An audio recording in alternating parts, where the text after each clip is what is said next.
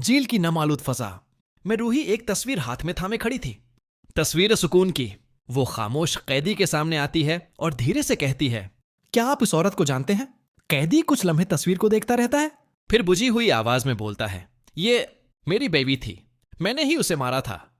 रूही चौंक जाती है, ये झूठ है, सुकून जिंदा है, मैंने खुद उसे देखा है।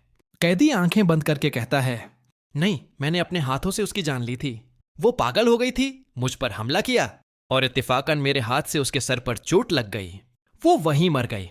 रूही का दिल दहल जाता है।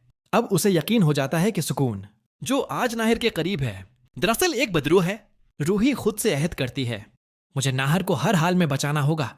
इधर सुकून नाहिर से कहती है, नाहिर, अब और इंतजार नहीं, हमें फौरन शादी कर लेनी चाहिए। और अपने दिल में फरेब भरी सोच जगाती है, रूही के आने से पहले अगर मेरी नाहिर से शादी हो गई तो कोई ताकत हमें जदा नहीं कर पाएगी। रूही सबूतों के साथ दौड़ती हुई घर की तरफ बढ़ती है, लेकिन घर में नाहर और सुकून मंडप में बैठ चुके हैं। दादी की आंखों में खुशी की चमक है। बस आज ये शादी हो जाए, फिर रूही का बाब हमेशा के लिए बंद। रास्ते में वही बाबा रूही के सामने आ खड़े होते हैं। बाबा धीमी आवाज में कहते हैं, बेटी, वक्त बहुत कम है, ये तावीज ले लो। जब कोई तेरी बात पर यकीन न करे तो ये तावीज उसके गले में डाल देना जिससे तू सबसे ज्यादा मोहब्बत करती है। बाबा ये कहकर गायब हो जाते हैं। मंडप में जैसे ही नाहर सुकून की मांग भरने लगता है, दरवाजा जोर से खुलता है। रूही चीखती है, रख जाओ नाहर जी। सब चौंक जाते हैं। सुकून तड़प कर नाहर का हाथ पकड़ लेती है। नाहिर, रूही हमें अलग करना चाहती है, उसकी बातों पर यकीन मत करना। दादी गुस्से से चिल्लाती हैं, रूही, अभी के अभी निकल जाओ, अब कोई उस शादी को नहीं रोक सकता।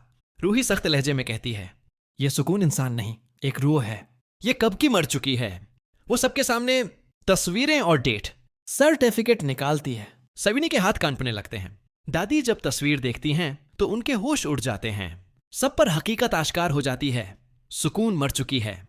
मगर नाहर आग बगुला होकर कहता है, मुझे किसी की बात का यकीन नहीं, मैं सुकून से शादी करूंगा चाहे कुछ भी हो जाए। घर वाले उसे रोकने की कोशिश करते हैं, मगर नाहिर चीखता है, अगर कोई मेरे दरमियान आया तो अंजाम अच्छा नहीं होगा। रूही बाबा का दया हुआ तावीज निकालती है और कहती है, यही आखिरी रास्ता है, मुझे यह तावीज नाहिर के गले में डालना होगा। सुकून फौरन चलाती है, नाहिर, यह तावीज मत पहनना। इसी लम्हे बत्तियां झलमलाने लगती हैं। हवा तेज चलती है और सुकून का चेहरा खौफनाक हो जाता है। आंखें लाल, आवाज भारी, अगर किसी ने मेरी शादी रोकी तो मैं सबको मार डालूंगी। रूही आगे बढ़ती है, बस सुकून, तेरा खेल खत्म। और नाहिर के गले में तावीज डाल देती है। नाहिर जमीन पर गिर पड़ता है। सुकून तड़पने लगती है, रूही, ये सब क्या था? रूही की आंखों से आंसू बह निकलते हैं। अब सब ठीक है, सुकून की रूह जा चुकी है। दादी खुदा का शुक्र अदा करती हैं। रूही, अगर तुम ना होते तो आज हम सब खत्म हो जाते। नाहिर शर्मिंदगी से कहता है, मुझे माफ कर दो रूही, मैंने तुम पर यकीन नहीं किया। रूही मुस्कुराकर कहती है, सच्चाई देर से सही मगर जीतती हमेशा है।